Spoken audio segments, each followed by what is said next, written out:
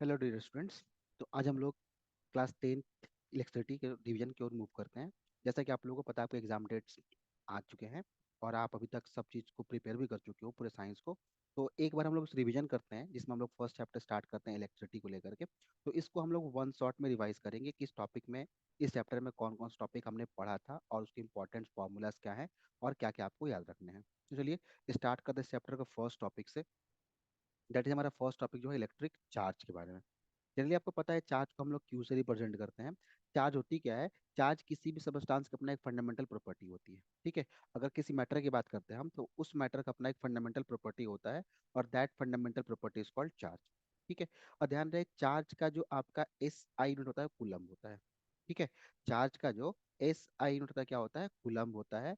और ये दो टाइप्स के होते हैं। कौन कौन से होते हैं? तो आपको पता होगा, पॉजिटिव चार्ज होता है और नेगेटिव चार्ज होते हैं। ठीक है। तो एक हमारे पास चार्ज कौन सा है? Positive charge. सेकंड कौन सा है? Negative charge. अब बात आती है क्या, कि आपने पढ़ा होगा कि अगर कोई ऑब्जेक्ट की बात की जाए, मैटर की बात की जाए, तो इनिशियली न्यूट्रल होते हैं। मतलब क्या? उनके पास नंबर ऑफ इलेक्ट्रॉन जो होते हैं और नंबर ऑफ प्रोटॉन आपस में इक्वल होते हैं। ठीक है। तो अब हम बात करते हैं कोई भी ऑब्जेक्ट पॉजिटिव चार्ज कब होगा और कोई ऑब्जेक्ट निगेटिव चार्ज कब होगा। ठीक। अगर मैंने बोला जाए ऐसा कि किसी के पास इलेक्ट्रॉन और प्रोटॉन दोनों आपस में इक्वल थे, तो क्या था? न्यूट्रल था। हम चार्ज की बात कर रहे हैं। तो चार्ज में मेन रोल किसका? इलेक्ट्रॉन का है। ठीक है। आप या तो इसको ऐड कर सकते हो या फिर इसको सब्ट्रैक्ट कर सकते हो। ऐड कर सकते हो या फिर उसको बोला है रिमूव कर सकते हो। ठीक है। तो ऐड और रिमूव किसको करना है? आपको इलेक्ट्रॉन को। और मेन रोल किसका है चार्जिंग में? इलेक्ट्रॉन की है। ठीक है। तो अगर कोई बॉडी पॉजिटिव चार्ज है, मतलब क्या? कि उसके पास इलेक्ट्रॉन की संख्या कम है, किससे? प्रोटॉन से।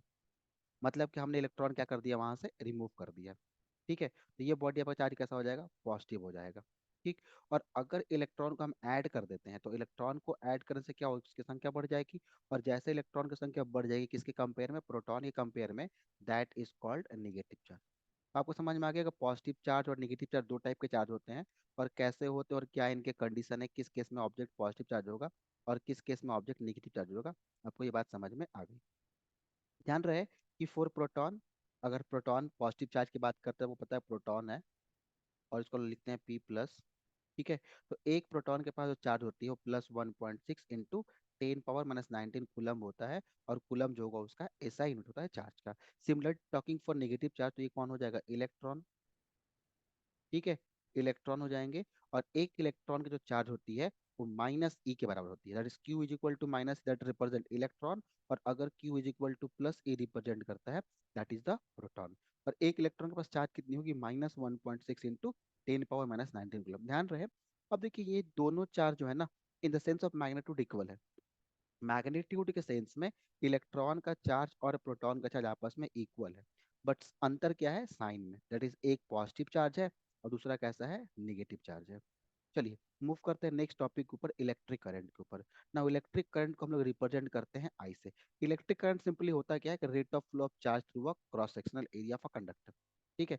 किस रेट से किसी कंडक्टर से चार्ज फ्लो कर रहा है, दैट इज इलेक्ट्रॉन फ्लो कर रहा है, दैट इज कॉल्ड करंट। ठीक है।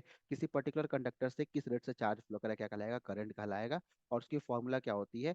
I is equal to Q upon T, जहाँ पे क्यू आपका इलेक्ट्रिक चार्ज को रिप्रेजेंट करेगा और टी आपका टाइम को रिप्रेजेंट करेगा। तो आपको एक फॉर्मूला ध्यान रखना है, that is very important formula. I is equal to Q by T. ठीक है। चार्ज। ठीक है। अच्छा, अब ध्यान रहे कि इस चार्ज का होता है यूनिट कूलम और टाइम का होता है सेकंड, तो इसकी यूनिट क्या हो जाएगी? Coulomb per second. तो ये, ये बात समझ में आई आपको? चार्ज का आपका एस आई यूनिट क्या है? कूलम है, और टाइम के सेकंड। तो आप क्या बोल सकते हो? करंट की यूनिट क्या हो जाएगी? Coulomb per second. और इसी कूलम पर सेकंड को हम लोग क्या बोलते हैं? एम्पियर बोलते हैं। ठीक है। आपको बात ध्यान रखना है कि चार्ज का जो एस आई यूनिट होगा वो एम्पियर होगा। और इसी एम्पियर को हम लोग कूलम पर सेकेंड भी बोलते हैं। जो आपके सबसे इंपॉर्टेंट होता है क्या, कि 1 एम्पियर आपको डिफाइन करना होती है। तो 1 एम्पियर जो होगा 1 कूलम बाई 1 सेकेंड हो जाएगा। मतलब क्या? कि एक कूलम चार्ज फ्लो कर रहा है कितने टाइम में? 1 सेकेंड में। That is called 1 ampere. ठीक है। ये आपका करंट का फॉर्मूला था चार्ज के रिस्पेक्ट में। अगर हम इस चार्ज को नंबर ऑफ इलेक्ट्रॉन्स के टर्म में लिखते हैं, Q is equal to N into ई।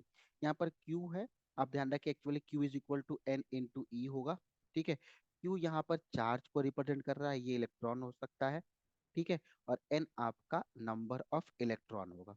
ठीक। तो आप Q is equal to N small Q याद रखें या फिर Q is equal to N E याद रखें, जहाँ पर एन आपका इंटीजर होगा। ये ध्यान रहे, N is integer, not a fraction. ये कोई फ्रैक्शन नहीं होगा, केवल इंटीजर होगा। और ई आपका है charge of one electron, that is 1.6 into 10 power -19 coulomb. ठीक है। तो अगर हम Q के जगह पर एन ई लिख देते थे, हमारे पास एक नया फॉर्मूला क्या बन जाएगा, I is equal to N E by T. तो ये भी आपके पास एक करंट का फॉर्मूला है नंबर ऑफ इलेक्ट्रॉन्स के रिस्पेक्ट में, और ये आपका करंट का फॉर्मूला चार्ज के रिस्पेक्ट में है। ठीक है। तो यहाँ आपका N is equal to number of electrons या फिर प्रोटॉन्स हैं। ठीक है। बेसिकली इलेक्ट्रॉन की रिस्पॉन्सिबिलिटी होती है चार्ज वाले केस में, तो आपका यहाँ पर एन किसको रिप्रेजेंट करेगा, इलेक्ट्रॉन को रिप्रेजेंट करेगा। आई होप ये पॉइंट आपको क्लियर होंगे। तो चलिए नेक्स्ट बात करते हैं, next topic that is potential difference. Potential difference को हम लोग वी से रिप्रेजेंट करते हैं। ठीक है। पोटेंशियल डिफरेंस होता क्या है, ये work done by the external force, ठीक है, to move a unit positive charge between two points slowly. ठीक है। मतलब क्या कि आपके पास कोई इन्फिनिटी पे एक चार्ज रखा गया है, और उस चार्ज को आपको क्या करना है, इलेक्ट्रिक फील्ड बनाना है किसी एक पॉइंट पे, तो आपका इलेक्ट्रिक पोटेंशियल हो जाएगा। और उस एक पॉइंट से दूसरे पॉइंट जब आप चार्ज को शिफ्ट कर देते हो, तो उनके बीच का डिफरेंस क्या कहलाएगा, पोटेंशियल डिफरेंस कहलाएगा। लेट सपोज ये हमारा एक इन्फिनिटी है, और यहाँ पर कोई एक यूनिट पॉजिटिव टेस्ट चार्ज रखा हुआ है, और आप इस यूनिट पॉजिटिव टेस्ट चार्ज को स्लोली स्लोली क्या कर रहे हो, इलेक्ट्रिक फील्ड के पास ला रहे हो। तो इलेक्ट्रिक फील्ड में एक पॉइंट ए है, आप इस चार्ज को यहाँ लेकर के आते हो। ठीक है। तो इस चार्ज को लाने में जो आपने वर्क किया, ठीक है, जो आपने वर्क किया दैट इज इलेक्ट्रिक पोटेंशियल। ठीक है।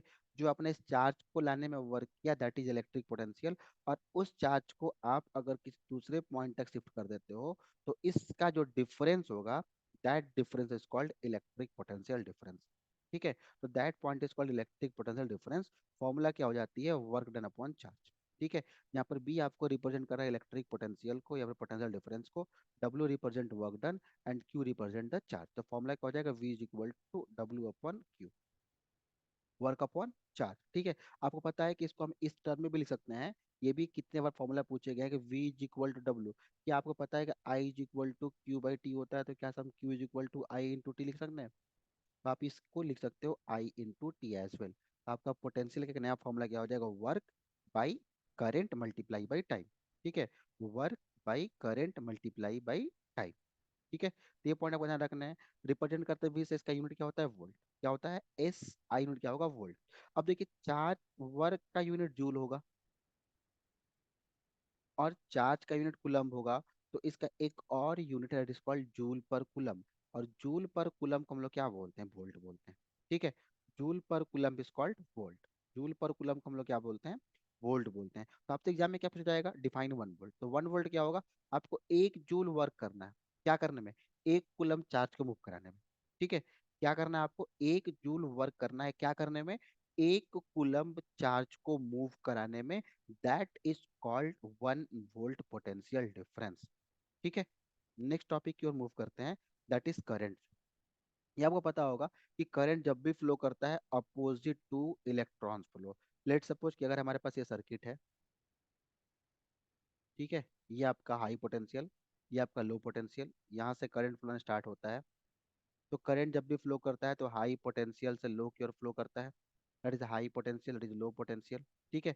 तो जब भी करंट फ्लो करेगा तो हाई पोटेंशियल से लो की ओर फ्लो करेगा। तो इलेक्ट्रॉन फ्लो करता है किधर से, ये आपकी हो गई direction of flow of electron. ठीक है। Direction of flow of electron. और ये किसकी हो गई, direction of flow of current. तो करंट जब भी फ्लो करता है इलेक्ट्रॉन के डायरेक्शन में, डायरेक्शन के जस्ट अपोजिट फ्लो करता है। और कैसे फ्लो करता है, high potential to low potential की ओर। ठीक है। हाई से किधर, लो पोटेंशियल सर्किट में। अच्छा नेक्स्ट अब बात करते हैं इसमें कि आपको कुछ इलेक्ट्रिकल सिंबल्स भी ध्यान रखने होंगे। ठीक है। दैट इज इलेक्ट्रिक सिंबल आपको ध्यान रखना है, जो कि symbols to convenient represent circuit and their components. जैसे कि इलेक्ट्रिक बल्ब की बात की जाए, that is a symbol of और symbolic representation of electric bulb, जिसको हम लोग सर्किट डायग्राम में यूज करते हैं। That is the switch on, that is the switch off. ठीक है। ये आपका वायर हो गया, ये आपकी बैटरी सेल हो गई, ये आपकी बैटरी हो गई। Now, this is the resistance. This is symbol of resistance. This is the variable resistance, इसको हम लोग रियोस्टेट भी बोलते हैं। And it is a symbol of variable resistance और rheostat, that is the ampere, that is the symbol of ampere. आपको क्या करना है, ए लिख देना है उसमें। This is the voltmeter, और वोल्ट मीटर में क्या लिखा होगा आपके पास, बी लिखा होगा। ये भी सिंबल वाले पार्ट बहुत इंपॉर्टेंट है, आप इसको ध्यान रखेंगे, इससे एग्जाम में क्वेश्चन पूछे भी जाते हैं। ठीक है, इससे एग्जाम में क्वेश्चन पूछे भी जाते हैं, तो आप इसको याद कर लेंगे, देख लेंगे, एक बार रिवाइज कर लेंगे। Next, that is a very important topic, Ohm's law. Her bar exam में क्वेश्चन देखने के लिए मिला ही मिला है ओम्स लॉ से। ठीक है, तो हम सबसे पहले ओम्स लॉ की अगर स्टेटमेंट की बात करते हैं, तो what is the statement of Ohm's law. तो बोला गया किसी भी ओमिक रेसिस्टर या ओमिक कंडक्टर बोल लिया जाए। ओमिक रेसिस्टर या फिर ओमिक कंडक्टर मतलब क्या होता है कि वह ऐसा कंडक्टर जो ओम्स लॉ को फॉलो करता है। ठीक है, वैसा कंडक्टर जो ओम्स लॉ को फॉलो करता है, that is called ohmic conductor.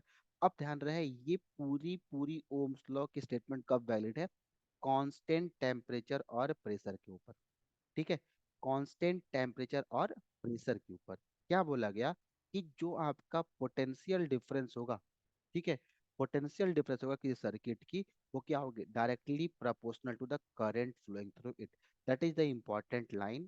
ठीक है, कि according to Ohm's law, potential difference across it, that is across the circuit or resistor, is directly proportional to the current flowing through it, but at constant temperature and pressure। इसका मतलब जो आपका potential difference भी है, वो directly proportional है current flow through it. इसका मतलब क्या हुआ कि अगर आप पोटेंशियल बढ़ाते हो तो करंट भी क्या होगा, बढ़ेगा। और अगर आप पोटेंशियल को घटा देते हो तो करंट भी क्या हो जाएगी, वो डिक्रीज हो जाएगी। ठीक है, आपको पता है कि जैसे आप इस प्रोपोर्शनल साइन को हटा कुछ इक्वल लगाते हो, तो आपको वहां पर एक कांस्टेंट टर्म यूज करना पड़ता है, and that constant is R, और इसको हम लोग बोलते हैं क्या, रेसिस्टेंस। तो आपकी फॉर्मूला क्या हो जाएगा, V is equal to I R. यहाँ पे वी आपका वोल्टेज रीडिंग, ठीक है, वेयर वी क्या आपका वोल्टेज है, पोटेंशियल डिफरेंस है, that is reading of volt meter. Read कौन करेगा इसको, वोल्ट मीटर रीड करेगा। आई क्या आपका करंट है, और करंट रीड करने के लिए इंस्ट्रूमेंट का नाम क्या है, एमीटर होता है। और आर आपका क्या है, रेसिस्टेंस। ठीक है, आर आपका क्या है, रेसिस्टेंस। अभी ध्यान रखेंगे आप, जब भी आप वोल्ट मीटर को कनेक्ट करेंगे किस सर्किट से, तो पैरेलल होता है कनेक्शन। ठीक है, वोल्ट मीटर कैसा कनेक्शन होगा, पैरेलल इन सर्किट। और एमीटर कैसा होगा, सीरीज इन सर्किट। सीरीज में कैसा कनेक्ट करेंगे आप इसको, सॉरी, सर्किट में कैसे कनेक्ट करेंगे एमीटर को, सीरीज में। और वोल्ट मीटर को कैसे करेंगे आप, पैरेलल में। और ओम्स लॉ की जो ग्राफ होती है वो कैसी होती है, straight line that passes through the origin, that is current और वोल्टेज। ठीक है, कहाँ से पास करेगी, ओरिजिन से, और कैसी होगी, स्ट्रेट लाइन होगी। ठीक है, आप ये भी ध्यान रखेंगे, इसको लिखा जाए ना, ये प्रोपोर्शनल है, that is V is equal to I R. तो ये V by I is equal to क्या, आर हो जाएगा। And that is the constant, मतलब ये कि पोटेंशियल और करंट का जो रेशियो होगा हमेशा क्या होगा, वो कांस्टेंट होगा। ठीक है, कि पोटेंशियल और करंट का जो रेशियो होगा हमेशा क्या होगा, वो constant. Now talking about resistance, अब बात करते हैं किसके ऊपर, रेसिस्टेंस के ऊपर। रेसिस्टेंस क्या होता है, आपने देखा कि रेसिस्टेंस आपके पास दो टाइप के, एक वेरिएबल थे और एक फिक्स रेसिस्टेंस, जिसको हम लोग बोलते हैं रेसिस्टर। और एक बोलते हैं variable resistance, that is called rheostat. तो इसका काम सिंपल क्या है कि अपोज करना फ्लो ऑफ करंट। ठीक है, इसका सिंपल काम क्या है कि अपोज करना फ्लो ऑफ करंट को। और इसकी एस आई यूनिट क्या होती है, ओम होती है। ठीक है, इस केस यूनिट क्या हो जाएगी, ओम हो जाएगी। हमने देखा था कि V is equal to I R था, that is R is equal to, यहाँ से क्या हो जाएगा, V बाई आई हो जाएगा। ठीक है, और इसकी यूनिट क्या हो जाती है, ओम हो जाती है। ठीक है, that is a fix resistance, इसके सिंबल कुछ इस तरीके से होती हैं। वेरिएबल रेसिस्टेंस, इसका नाम है रियोस्टेट, इसके सिंबल इस तरीके से होती है, या तो ये एक सिंबल हो गया, आप इसको ऐसे भी ड्रॉ कर सकते हैं। that is the variable resistance. Now moving to the next topic, कि फैक्टर अफेक्टिंग रेसिस्टेंस, रेसिस्टेंस किन किन बातों पर डिपेंड करता है, ये भी एक 5 स्टार टॉपिक है। इनफाइनाइटली इंपॉर्टेंट बोला जाए कि इनफाइनाइटली इंपॉर्टेंट टॉपिक है ये आपको अच्छे तरीके से पता होंगे कि रेसिस्टेंस जो होते हैं वो डिपेंड करते हैं geometry and the material of the resistance. Geometry के मतलब क्या, कि उसके लेंथ और एरिया ऑफ क्रॉस सेक्शन पर डिपेंड करते हैं। ज्योमेट्री इन द सेंस उसके लेंथ और एरिया ऑफ क्रॉस सेक्शन पर डिपेंड करते हैं। और मटेरियल आपको पता ही है, ठीक है, कॉपर एल्युमिनियम, अलग अलग क्या अपनी अपनी रेसिस्टेंस होती है, अपनी अपनी प्रॉपर्टी होती है। ठीक है, तो आपको पता है कि रेसिस्टेंस जो होता है वो डायरेक्टली प्रोपोर्शनल टू लेंथ होता है, that is the length of the resistance. And that is called area of cross section, represent करते हैं ए से। ठीक है, it is also inversely proportional to area of cross section. और ये क्या होता है, inversely proportional to area of cross section. अब आप इस दोनों इक्वेशन को क्लब कर लोगे तो बस क्या मिल जाएगा, R proportional to L by A. R proportional to L by A. और आपको पता है जैसे आप प्रोपोर्शनल साइन हटा के कोई इक्वल साइन लगाते हो तो आप कोई कोई कांस्टेंट यूज करना पड़ता है, that is R is equal to rho L by A. ये आपका फॉर्मूला हो जाएगा, R is equal to rho L by A, जहाँ पर एल आपका लेंथ ऑफ द कंडक्टर है, रेजिस्टेंस है, ए आपका एरिया ऑफ कंडक्टर है या रेजिस्टेंस है, आर रो आपका रेसिस्टिविटी है। ठीक है, that is called the property of the material. ठीक है, हर एक डिफरेंट डिफरेंट मटेरियल की रेसिस्टिविटी अलग होती है, सेम मटेरियल के केस में सेम होता है इसकी। ठीक, और आर तो पता ही है आपको क्या है, इसका रेसिस्टेंस है। अब इसकी यहाँ से हम एक और फॉर्मूला ड्राइव कर सकते हैं, दैट इज रो की फॉर्मूला। तो R A is equal to rho into L हो जाएगा। तो क्या rho is equal to R A upon L हो जाएगा फॉर्मूला। अगर हम इसकी यूनिट की बात करते हैं तो एरिया का तो हो जाएगा मीटर स्क्वायर, और रेसिस्टेंस का हो जाएगा ओम, और लेंथ का हो जाएगा मीटर। एक मीटर से एक मीटर कैंसिल, क्या बच जाएगा, ओम मीटर बच जाएगा। ठीक है, तो इसकी जो यूनिट होती है, दैट इज इसकी यूनिट जो होती है दैट इज होती है ओम मीटर। ठीक है, unit of resistivity is called ohm metre. क्या हो जाती है उसकी यूनिट। नाउ अब बात करते हैं रेसिस्टिविटी के ऊपर। रेसिस्टिविटी सिंपल क्या है, property of material to oppose the flow of current at a given temperature and pressure. क्या काम करना है इसका, अपोज करना है किसको, फ्लो ऑफ करंट को किसी एक गिवन टेम्परेचर और प्रेशर पे। इसकी यूनिट ओम मीटर होती है। और रेसिस्टिविटी रेंज की बात की जाए डिफरेंट डिफरेंट मटेरियल की, जैसे हम कंडक्टर की बात करते हैं और इंसुलेटर की बात करते हैं। ठीक है, तो गुड कंडक्टर और poor conductor, it means insulator की बात करते हैं। जो कंडक्टर की रेंज होती है वो 10 पावर -8 से 10 पावर -6 के रेंज में होती है। और जो poor conductor it's called insulator की रेंज होती है आपकी, वो 10 power 10 to 10 power 17 ohm metre के बीच में होती है। नाउ नेक्स्ट टॉपिक की बात करते हैं, combination of resistance, that is resistance in parallel. और नेक्स्ट हमारा होगा रेसिस्टेंस इन सीरीज। ठीक है, तो हम पहले सीरीज की बात कर लेते हैं, then will talk about the parallel. Series मतलब क्या होता है कि आपके पास ये एक रेसिस्टेंस है, दूसरा रेजिस्टेंस ये है, इसका फर्स्ट इंड सेकंड इंड, इसका फर्स्ट इंड सेकंड इंड। तो आपका ये पॉइंट क्या होगा, इंड टू इंड कनेक्शन को हम लोग क्या बोलते हैं, सीरीज बोलते हैं। ठीक है, इंड टू इंड को हम लोग क्या बोलते हैं, सीरीज बोलते हैं। लेट सपोज कि हमारे पास एक सर्किट ड्रॉ करते हैं, फर्स्ट रेजिस्टेंस, सेकंड रेजिस्टेंस और ये थर्ड रेजिस्टेंस।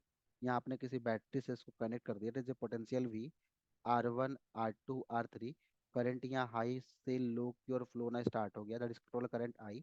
इसको मिलने वाला वोल्टेज V1, इसको वोल्टेज V2, इसकी वोल्टेज V3 हो गए। ध्यान रहे, सीरीज वाले केस में करंट क्या होता है, सेम होता है, current is same for each resistance. ठीक है, डिफरेंस क्या रहेगा, potential difference, PD is different, PD is different for each resistance.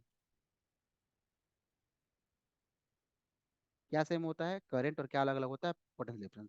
तो टोटल पोटेंशियल वी था, तो टोटल पोटेंशियल वी था, और आपने तीन पार्ट में इसको डिवाइड कर दिया, तीन पार्ट में बांट दिया, क्यों, क्योंकि आपने तीन प्लस लगाया है। तो टोटल पोटेंशियल को हम यहाँ से लिख सकते हैं we, that is V1 + V2 + V3। ठीक है, और करंट क्या है आपका, इक्वल है। ठीक है, तो जब इसको आप ड्राइव करोगे तो आपके पास इक्विवेलेंट वाले केस में फॉर्मूला क्या बन के आता है, R equivalent is equal to R1 + R2 + R3। ठीक है, और ध्यान रहे जो आपका आर इक्विवेलेंट होगा, जो आपका इक्विवेलेंट रेजिस्टेंस आएगा, हमेशा क्या होगा, ग्रेटर होगा किससे, इंडिविजुअल रेजिस्टेंस से। ठीक है, जितने सर्किट में रेजिस्टेंस लगाई गई है उन सारे रेजिस्टेंस से उसकी जो आर इक्विवेलेंट की वैल्यू होगी हमेशा क्या होगी, बड़ी होगी। ठीक है, अब ध्यान रहे कि failure of one resistors lead to failure of all resistors. मतलब क्या, कि अगर एक यहाँ से कोई रेसिस्टेंस काम करना बंद कर दे तो पूरे सर्किट से करंट फ्लो होना क्या हो जाएगा, बंद हो जाएगा। इसलिए हम लोग हाउस वायरिंग के लिए सीरीज कॉम्बिनेशन यूज नहीं करते, हम लोग पैरेलल कॉम्बिनेशन यूज करते हैं। अब ध्यान रहे, ammeter is connected in series, आपको पहले बताया दिया था, आपको पता भी होगा कि सर्किट में हम लोग एमीटर को सीरीज में कनेक्ट करते हैं, क्या करने के लिए, करंट मेजर करने के लिए। Ammeter has a very small resistance, ये पॉइंट ध्यान रखेंगे, ये बहुत बार एमसीक्यू में पूछा गया है कि एमीटर की रेजिस्टेंस कैसी होती है, तो बहुत स्मॉल होती है। ठीक है, हम बात करते हैं किसके लिए, पैरेलल के लिए, किसके लिए, पैरेलल रेजिस्टेंस की केस के लिए। तो अगर ये देखा जाए, एक रेजिस्टेंस, दूसरा रेजिस्टेंस, तीसरा रेजिस्टेंस, इसको आपने एक बैटरी से कनेक्ट कर दिया, तो यहाँ पर आपका टोटल करंट आई फ्लो हो रहा है, दैट इज द R1 या R2 और ये R3। ठीक है, तो यहाँ से टोटल को अलग अलग करंट मिल रहे हैं, I1 I2 I3। ठीक है, करंट क्या हो रहे हैं, इनको अलग अलग मिल रहे हैं, I1 I2 I3। तो बस 2 मिनट, तो इसको मिलने वाला करंट I1, इसको मिलने वाला करंट I2, इसको मिलने वाला करंट I3। ठीक है। तो यहाँ पर क्या सेम रहेगा, potential difference is same for each. और क्या डिफरेंट रहेगा, आई करंट के वैल्यू डिफरेंट रहेगा, किसके लिए, हर एक के लिए।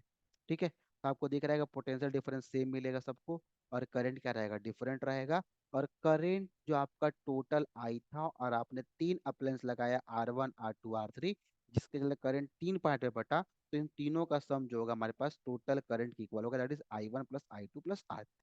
ठीक। जब इसको आप सॉल्व करोगे तो आपके पास फॉर्मूला क्या बन के आता है, आर इक्विवेलेंट का 1/R1 plus 1/R2 plus 1/R3। जो सबसे इंपॉर्टेंट बात यहाँ पर है, जो आपका इक्विवेलेंट रेजिस्टेंस होता है ना, वो हमेशा क्या होता है, छोटा होता है, किससे, इंडिविजुअल से। हमेशा क्या होगा, छोटा होगा, किससे, इंडिविजुअल से। इसमें हम एक दो फॉर्मूला की और बात कर लेते हैं, आप उसको ध्यान रखेंगे। अगर आप दो रेजिस्टेंस लगाए होते हैं, तो आप R equivalent direct formula use करते हैं, R1 × R2 / R1 + R। ठीक है। अगर आप डायरेक्ट यूज करते हो दो रेसिस्टेंस केस में, तो आप ये फॉर्मूला यूज कर लेना।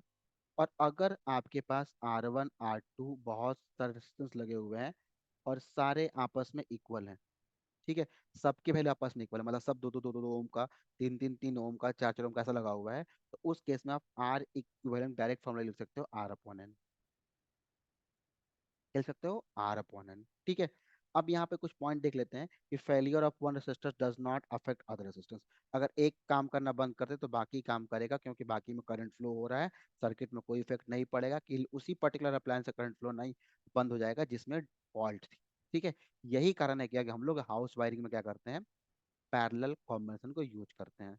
वोल्ट मीटर यहाँ लगी होती है कनेक्ट पैरेलल में। ठीक है। वोल्ट मीटर को हम लोग पैरेलल कनेक्ट करते हैं, क्या करने के लिए, पोटेंशियल डिफरेंस को मेजर करने के लिए। और ध्यान रहे कि यहाँ जो वोल्ट मीटर होती है ना, उसकी रेजिस्टेंस लार्ज होती है। अगर हम इस वाले में बात करते हैं, तो अगर R1 R2 R3 बहुत सारे रेजिस्टेंस लगे हुए हैं, और ये Rn तक मान लीजिए टोटल, और सबकी वैल्यू आपस में इक्वल है, किसके बराबर, R के बराबर, हर एक का वैल्यू आपस में इक्वल है, तो उस केस में आप डायरेक्ट फॉर्मूला यूज कर सकते हैं, that is R equal is equal to N times of R। ठीक है, N टाइम्स ऑफ R। चलिए जूल्स लॉ की बात करते हैं, that is the seventh topic of that chapter, that is Joule's law. Joule's law of heating क्या होती है, that is the electric current through resistance produced. ठीक है। ये तो heating effect of electric current है, जब भी किसी कंडक्टर से करंट फ्लो की जाएगी, तो हीट प्रोड्यूस करेगा। अब जो हीट प्रोड्यूस होता है ना, वो in the resistor is directly proportional to, कल पहला square of current, that is I square के, रेसिस्टेंस का directly proportional, that is H आपका proportional to I square, H proportional to R, और time for which the current flow, that is H also proportional time. ठीक है। अब तीनों को आप क्लब कर लोगे तो आपको एक फॉर्मूला क्या बन जाएगी, H is equal to I square R T. ठीक है। That is H is equal to I square R T, called Joule's law of heating. ठीक है। That is called Joule's law of heating. Next, practical appliance of Joule's law of heating, कहाँ कहाँ हम लोग उसको use करते हैं, तो इलेक्ट्रिक हीटर में, इलेक्ट्रिक गीजर में, electric kettle, electric toaster, electric fuse, और आयरन में हम लोग क्या कर सकते हैं, देखते हैं इसके इफेक्ट को, किसकी, हीटिंग इफेक्ट ऑफ करंट की। जब तक करंट फ्लो होता है तब तक हीट प्रोड्यूस करते हैं, और इसी हीट के प्रोडक्शन के चलते ये अप्लायंस क्या करते हैं, काम करते हैं। और हीट तब तक प्रोड्यूस करते हैं जब तक करंट फ्लो होता है, और जैसे ही करंट फ्लो होना स्टॉप हो जाएगा, अप्लायंस काम करना क्या कर देंगे, बंद कर देंगे। ठीक है। चलिए, the topic is electric power. Next topic और मूव करते हैं, और नेक्स्ट टॉपिक हमारे क्या, इलेक्ट्रिक पावर है। सिंपल इलेक्ट्रिक पावर क्या होता है, rate at which energy is consumed और प्रोड्यूस्ड इन सर्किट कंपोनेंट। ठीक है। किसी कंपोनेंट में किस रेट से एनर्जी या तो कंज्यूम हो रही है, या फिर प्रोड्यूस हो रही है, उसी को हम लोग क्या बोलते हैं, उसकी पावर बोलते हैं। और पावर क्या फॉर्मूला एक और आपको पता होगा, rate of doing work is called power, और लिखते हैं क्या उसको, वर्क अपॉन टाइम। ठीक है। यहाँ पावर का फॉर्मूला क्या हो जाएगी, V into by, V is potential, I is current. ठीक है। और V square by R, I square into R. आपको ये पता होगा कैसे ड्राइव की इस फॉर्मूले को। आपको सिंपल क्या करना है, ये फॉर्मूले को याद रखना है कि फॉर्मूला पावर का क्या होता है, ध्यान रखना है कि what is the formula of power. ठीक है, कि पावर के फॉर्मूले क्या होता है, आपको ये ध्यान रखना है। ठीक। और इसका यूनिट क्या होता है, वाट। इसका यूनिट क्या होता है, वाट। और 1 वाट जो होता है आपका 1 वोल्ट इंटू 1 एम्पियर के बराबर होता है। ठीक है। अब ये भी बहुत इंपॉर्टेंट टॉपिक, इस पे तो क्वेश्चन मिलते हैं, कमर्शियल यूनिट ऑफ एनर्जी की। ठीक है। तो ध्यान रहे, कमर्शियल यूनिट ऑफ एनर्जी क्या होती है, किलोवाट आवर। ठीक है। और हम लोग उसको यूनिट के नाम से भी जानते हैं, कॉमनली कॉल्ड यूनिट भी बोलते हैं उसको हम लोग, that that is the commercial unit of energy, और इसके फॉर्मूला क्या होती है, energy equal to power multiply by time, ये ध्यान रखेंगे। Energy equal to power multiply by time. और कमर्शियल यूनिट जो आपकी होती है 1 kilowatt hour, that is 1000 watt. 1 kilowatt, इसको मैं ऐसे लिख सकता हूँ ना कि 1 किलोवाट मल्टीप्लाई बाई 1 आवर, और 1 किलोवाट में 1000 वाट, और 1 आवर में 3600 सेकेंड। जब इसको सॉल्व करेंगे आप, तो आपको ये वैल्यू भी याद रखना है कि 1 kilowatt hour is equal to 3.6 into 10 power 6 joule होते हैं। ठीक है। One one kilo watt hour is equal to क्या होता है, 1 किलो वाट आवर जो होता है आपका 3.6 इंटू 10 पावर 6 जूल के बराबर होता है। ठीक है, क्लियर है। नाउ लास्ट टॉपिक की बात करते हैं, आपको कौन कौन सी क्वांटिटी हमने पढ़ा और आपको फॉर्मूले क्या क्या रखने, इट इज इंपॉर्टेंट। फॉर्मूला एक चार्ट दी हुई है, आप इसको ध्यान रखेंगे। Charge on electron -1.6 into 10 power -19 coulomb.